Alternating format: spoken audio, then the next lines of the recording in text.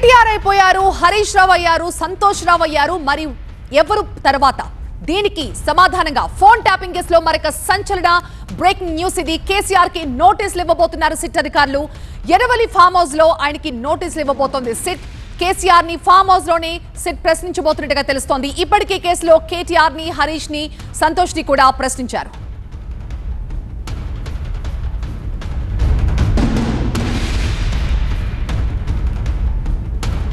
Phone tapping కేసులో మరో సంచలనం ఇది. కేసీఆర్ కి నోటీసులు ఇవ్వబోతున్నారు సిట్ అధికారులు. ఎర్రవల్లి ఫామ్ హౌస్ లో ఆయనకి నోటీసులు ఇచ్చి కేసీఆర్ ని ఫామ్ హౌస్ లోనే ప్రశ్నించే అవకాశం ఉన్నట్టుగా తెలుస్తోంది. ఇప్పటికే కేసులో కేటీఆర్ ని, హరీష్ రావు ని, సంతోష్ ని కూడా ప్రశ్నించారు అధికారులు. మా బ్యూరో చీఫ్ విజయ్ ప్రస్తుతం మనకి ఫోన్ లైన్ లో ఉన్నారు మరింత సమాచారం ఇచ్చడానికి. విజయ్, ఇది బీఆర్ఎస్ ఊహించినదేనా? ఇంటికి వచ్చి ఆయన ఫామ్ హౌస్ కి వచ్చి నోటీసులు ఇవ్వబోతున్నట్టుగా తెలుస్తోంది. ఏం జరగబోతోంది? అంటే బీఆర్ఎస్ పార్టీ మొదటి నుంచి కూడా ఊహిస్తుంది. ఎందుకంటే కేటీఆర్, హరీష్ రావు విచారణ తర్వాత సంతోష్ కు నోటీస్ ఇవ్వడం, సంతోష్ చెప్పిన సమాచారం ద్వారా ఖచ్చితంగా కేసీఆర్ కి నోటీస్ ఇస్తారన్నది ఊహించారు. దాంట్లో భాగంగానే కొద్దిసేపటి క్రితమే ఒక టీం అంతా కూడా గజ్వేల్ ఫామ్ హౌస్ కి బయలుదేరింది. 3 గంటలకి ఫామ్ హౌస్ కి చేరుకుంటారు. మాజీ సీఎం కేసీఆర్ కి 3 గంటలకు నోటీస్ ఇవ్వబోతున్నారు. రేపు ఉదయం 11 గంటలకి సిట్ అధికారులే ఫామ్ హౌస్ కి వెళ్ళబోతుందని కూడా క్లారిటీ ఇస్తారు. ఎందుకంటే మాజీ ముఖ్యమంత్రిగా పోలీస్ స్టేషన్ కి, జూబ్లీ స్పేస్ కి ఒకవేళ పిలిచినా కూడా పెద్ద ఎత్తున బీఆర్ఎస్ పార్టీ క్యాడర్ అంతా కూడా వస్తుంది కాబట్టి లా అండ్ ఆర్డర్ నేపథ్యంలో జూబ్లీ పోలీస్ స్టేషన్ కి వెళ్ళడం లేదు. సిట్ అధికారులే వాళ్ళే ఫామ్ హౌస్ కు వెళ్లి విచారణ చేసేందుకు సిద్ధపడ్డారు. ఫోన్ ట్యాపింగ్ కేసులో మాజీ సీఎం కేసీఆర్ కి నోటీస్ అనేది ఇక ఈ కేసులో అత్యంత కీలక విషయంగా చెప్పుకోవచ్చు. ఎందుకంటే అందరినీ విచారించారు. మాజీ మంత్రులు హరీష్ రావుతో పాటుగా కేటీఆర్, మాజీ ఎంపీ సంతోష్, ఈ రకంగా మొత్తం ఈ కేసులో కీలకమైన వ్యక్తులు ఎవరైతే వాళ్ళందరినీ కూడా విచారణ చేశారు. కాబట్టి ప్రస్తుతం కేసీఆర్ విచారణ అత్యంత కీలకంగా. విజయ్, కేసీఆర్ కి ఫామ్ హౌస్ కి వెళ్ళి నోటీసులు ఇస్తారని చెప్తున్నారు, అక్కడే విచారిస్తారంటున్నారు. అంటే ఇవాళ నోటీసులు ఇస్తున్నారా? ఎప్పుడు నోటీస్ ఇస్తారు? ఎప్పుడు విచారించే అవకాశం ఉంది? కేసీఆర్ కి నోటీసు సర్వ్ చేయబోతున్నారు కొద్ది గంటల్లోనే. దాదాపుగా హైదరాబాద్ నుంచి టీం బయలుదేరింది. రేపు 11 గంటలకి విచారణ వస్తాం, విచారణకు సంబంధించి సహకరించాల్సిగా ఆయనని సిట్ అధికారులు కోరున్నారు. ప్రస్తుతానికైతే ఆయన నోటీసు ఈ రోజు అంటే నోటీస్ చెప్పుకోవచ్చు, కానీ ఇంకా ఫామ్ హౌస్ రీచ్ కాలేదు కాబట్టి మరికొన్ని గంటల్లో దాదాపు మధ్యాహ్నం 3 గంటల కల్లా నోటీస్ సర్వ్ చేస్తారు. రేపు ఉదయం 11 గంటలకు విచారణ కోసం బృందం అక్కడికి వెళ్తుందని కూడా అధికారులు చెప్తున్నారు. అయితే కేసులో విచారణ అయితే జరిగిందో అత్యంత కీలక విచారణ రేపు కేసీఆర్ జరగబోతుంది. ఎందుకంటే ఒక వ్యక్తి ఫోన్ ట్యాపింగ్ లో విచారణ చేయడం, ప్రభాకర్ రావు నియామకానికి సంబంధించి కావచ్చు, లేకపోతే ఈ ఫోన్ ట్యాపింగ్ కి సంబంధించిన దాంట్లో కేసీఆర్ సాఫ్ట్వేర్ సంబంధించి సిట్ దగ్గర ఏ ఆధారాలు వాటన్నింటినీ తీసుకొని వెళ్లాల్సి ఉంది. కాబట్టి నోటీస్ అయితే మధ్యాహ్నం 3 గంటల కల్లా కేసీఆర్ కి ఫామ్ హౌస్ లో సర్వ్ చేస్తారు. ఆ తర్వాత విచారణ కూడా ఫామ్ హౌస్ లోనే ఉంటుంది. సిట్ అధికారుల బృందమే మొత్తం కేటీఆర్ తో పాటుగా హరీష్ రావు ఏదైతే విచారించారో ఆ అధికారుల బృందమే వెళ్ళబోతుంది. ఆ విషయాన్ని కూడా సిట్ ధృవీకరించింది. మధ్యాహ్నం 3 గంటల కల్లా ఖచ్చితంగా నోటీస్ అయితే ఫామ్ హౌస్. దీనికి సంబంధించి బీఆర్ఎస్ వైపు నుంచి ఏమైనా రెస్పాన్స్ కనిపిస్తుందా, లేకపోతే ముందు చేతికి సిట్ అధికారులు విచారణ నోటీస్ ఇచ్చిన తర్వాత దీని మీద స్పందిస్తారా? ఎందుకంటే కేసీఆర్ కి నోటీస్ అనేది ఈ కేసులో అత్యంత కీలకం. కేసీఆర్ కి నోటీస్ అనేదాన్ని బీఆర్ఎస్ పార్టీ ఖచ్చితంగా పెద్ద ఎత్తున ఆందోళన చేసే అవకాశం కూడా కనిపిస్తుంది. అందుకోసమే పోలీసులు కూడా అతన్ని విచారణ జూబ్లీస్ పోలీస్ స్టేషన్ లో పెట్టలేదు, జూబ్లీస్ పోలీస్ స్టేషన్ లో పెట్టలేదు. అందుకోసమే ఫామ్ హౌస్ లో పెడుతున్నారు. మాజీ ముఖ్యమంత్రిగా దాదాపుగా 10 ఏళ్ల పాటు ముఖ్యమంత్రిగా పనిచేస్తున్న వ్యక్తి ఆయన ఒకవేళ పోలీస్ స్టేషన్కి వస్తే, ఎందుకంటే మనం కాళేశ్వరం కమిషన్ విచారణ సందర్భంగా చూసాం, అది జ్యుడిషియల్ ఎంక్వైరీ అయినా కూడా కేసీఆర్ వచ్చే సమయంలో పెద్ద ఎత్తున బీఆర్ఎస్ క్యాడర్ అంతా కూడా అక్కడికి వచ్చింది. బీఆర్ఎస్ భవన్ చుట్టూ కూడా పెద్ద ఎత్తున పోలీసులు అంతా కూడా మోహరించినప్పటికీ కూడా పెద్ద క్యాడర్ తరలి వచ్చారు. రేపు ఒకవేళ పోలీస్ స్టేషన్ కి పిలిస్తే మాత్రం చాలా పెద్ద ఎత్తున క్యాడర్ అంతా కూడా వస్తుంది. కాబట్టి దానివల్ల లా అండ్ ఆర్డర్ ప్రాబ్లం వస్తుంది. బీఆర్ఎస్ పార్టీ ముందు నుంచి ఎక్స్పెక్ట్ చేస్తుంది. ఎందుకంటే హరీష్ రావు విచారణ, కేటీఆర్ విచారణ, దాంతోపాటుగా సంతోష్ విచారణ, ఈ 3 చూసిన తర్వాత కూడా దాదాపుగా మనం ఈ మొత్తం వ్యవహారంలో కేసీఆర్కి ఒకవేళ నోటీస్ ఇస్తే మాత్రం ఖచ్చితంగా పెద్ద ఎత్తున బీఆర్ఎస్ పార్టీ క్యాడర్ అంతా కూడా అక్కడికి వస్తుంది.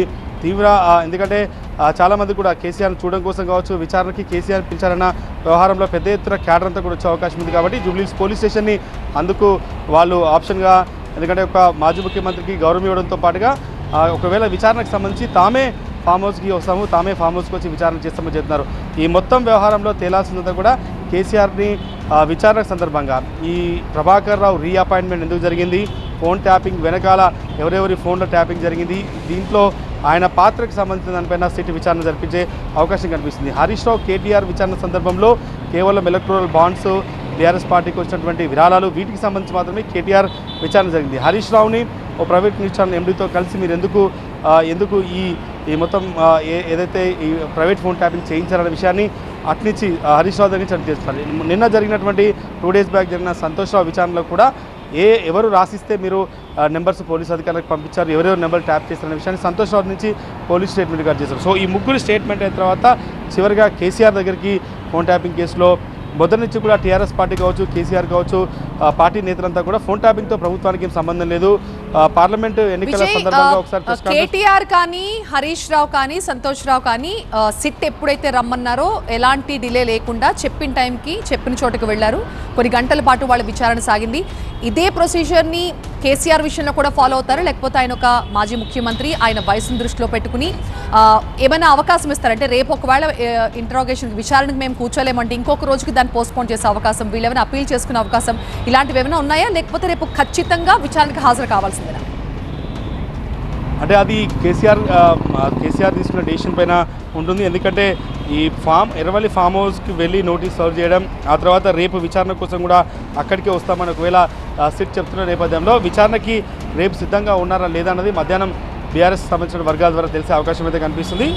సిట్ ఏదైతే కేసీఆర్కి నోటీసులు ఇవ్వాలని ఒక డెసిషన్ తీసుకున్న తర్వాత మధ్యాహ్నం కల్లా నోటీసులు సర్వ్ చేస్తామని కూడా సిట్ చెప్తున్న నేపథ్యంలో ఖచ్చితంగా రేపే విచారణ ఉండే అవకాశం కనిపిస్తుంది. ఎందుకంటే కేటీఆర్ కావచ్చు, హరీష్ కావచ్చు, సంతోష్ రావు వీళ్ళు ముగ్గురు నోటీస్ ఇచ్చే సమయంలో కూడా డైరెక్ట్గా సాయంత్రం పూట నోటీస్ ఇచ్చి మార్నింగ్ పూట విచారణకు పిలిచారు. కానీ కేసీఆర్కి ఈరోజు మధ్యాహ్నం కల్లా నోటీస్ సర్వ్ చేసి రేపటి విచారణకి సిట్ రావాలనుకుంటున్న విషయం చెప్తున్నారు. ఆయన్ని పోలీస్ స్టేషన్కి పిలిచే అవకాశం అయితే లేదు, పోలీస్ స్టేషన్కి కాదు, ఫామ్ హౌస్లోనే ఇన్వెస్టిగేషన్కి సిద్ధంగా ఉండాలి. సిట్ అధికారుల బృందం వచ్చి కేసీఆర్ స్టేట్మెంట్ తీసుకోవాలనుకున్నది సిట్ భావిస్తుంది. అయితే ఈ మొత్తం వ్యవహారంలో సిట్ జూబ్లీహిల్స్ పోలీస్ స్టేషన్కి పిలవకపోవడానికి ప్రధానమైన కారణం ఆయన మాజీ ముఖ్యమంత్రిగా, ఆయన వయసు దృష్ట్యా కావచ్చు, లేకపోతే ఆయన రాష్ట్రానికి మాజీ ముఖ్యమంత్రిగా పనిచేస్తారు, 10 ఏళ్ల పాటు ఈ రాష్ట్రానికి ముఖ్యమంత్రిగా పనిచేశారు. ఒకవేళ ఆయన పోలీస్ స్టేషన్కి వస్తే చాలా పెద్ద ఎత్తున బీఆర్ఎస్ క్యాడర్ అంతా కూడా కదిలి వస్తుంది, లా అండ్ ఆర్డర్ ప్రాబ్లమ్స్ వచ్చే అవకాశం ఉంది. ఎందుకంటే మొదటి నుంచి కూడా ఈ కేసుని బీఆర్ఎస్ పార్టీ విజయ్ ఇప్పటి వరకు అంటే కేటీఆర్తో మొదలుపెట్టి హరీష్ రావు, సంతోష్ రావు తర్వాత కేసీఆర్కి నోటీసులు ఇచ్చారు. ఈ నోటీసుల పర్వం, ఈ ఫోన్ ట్యాపింగ్కి సంబంధించి నోటీసుల పర్వం ఇక్కడతో ఆగుతుంది అనుకోవచ్చు, లేకపోతే ఇంకెవరైనా బీఆర్ఎస్ హయాంలో మంత్రులుగా చేసిన వాళ్ళకి కావచ్చు, లేకపోతే ఈయన కుటుంబ సభ్యులు ఎవరికైనా ఇంకా నోటీసులు ఇచ్చే అవకాశం ఉందా? ఇది ఎండ్ పాయింట్గా చెప్పుకోవచ్చు. ఎందుకంటే ఫోన్ ట్యాపింగ్ కేసు మొదటి నుంచి గత 2 సంవత్సరాలుగా ఈ కేసుని మనం చూస్తున్నాం. ఈ 2 సంవత్సరాల్లో ఇప్పుడైతే సిట్ ఎప్పుడైతే సజ్జనా నేతృత్వంలో ఫామ్ అయిందో ఇప్పుడు ఈ కేసు ఒక లాజికల్ కంక్లూజన్కి, ఒక ఫైనల్ స్టేజ్కి తీసుకెళ్లాలన్నది సిట్ ఆలోచన. ఎందుకంటే దీంట్లో బీఆర్ఎస్ చెప్తుంది, దీంట్లో మొదటి నుంచి ఇన్వెస్టిగేషన్ చేయాలి, ఫోన్ ట్యాపింగ్ నేరం కాదు, ఫోన్ ట్యాపింగ్ ప్రభుత్వానికి మంత్రులకు ఏం సంబంధం ఉండదు, కేవలం పోలీసులు చేశారు. అప్పటి ఇంటెలిజెన్స్ డీజీగా పనిచేసి ప్రస్తుతం డీజీపీగా ఉన్న శివధర్ రెడ్డి, మహేందర్ రెడ్డి లాంటి వాళ్ళను విచారించాలి, ఇది పోలీస్ వ్యవస్థకు సంబంధించింది అనేది బీఆర్ఎస్ పార్టీ ఆరోపిస్తుంది. గతంలో కేసీఆర్ సైతం ఒక ప్రెస్ కాన్ఫరెన్స్ పెట్టి మరీ చాలా స్పష్టంగా చెప్పారు, ఇంటెలిజెన్స్ వాళ్ళు తీసుకొచ్చే రిపోర్టు ముఖ్యమంత్రికి సంబంధం ఉండదు, దేశం మొత్తం కూడా అనేక రాష్ట్ర ప్రభుత్వాలు, అనేక కేంద్ర ప్రభుత్వాలు కూడా ఫోన్ ట్యాపింగ్ చేస్తున్నాయి, కానీ ఇంటెలిజెన్స్ అధికారులు, ఇంటెలిజెన్స్ డీజీలు తీసుకొచ్చే ఇన్ఫర్మేషన్ కేవలం పోలీస్ వ్యవస్థ మాత్రమే చేస్తుంది, అది ప్రభుత్వాలకు సంబంధం లేదని చెప్పారు. సో ఈ కేసులో కేసీఆర్కి నోటీస్ ఇవ్వడం అనేది ఎంటైర్ ఈ కేసులో ఒక లాస్ట్ స్టేజ్గా చెప్పుకోవచ్చు. ఎందుకంటే సిట్ ఏదైతే సజ్జనా నేతృత్వంలో ఏర్పడిందో దానికి కూడా ఒక కాలపరిమితి పెట్టారు.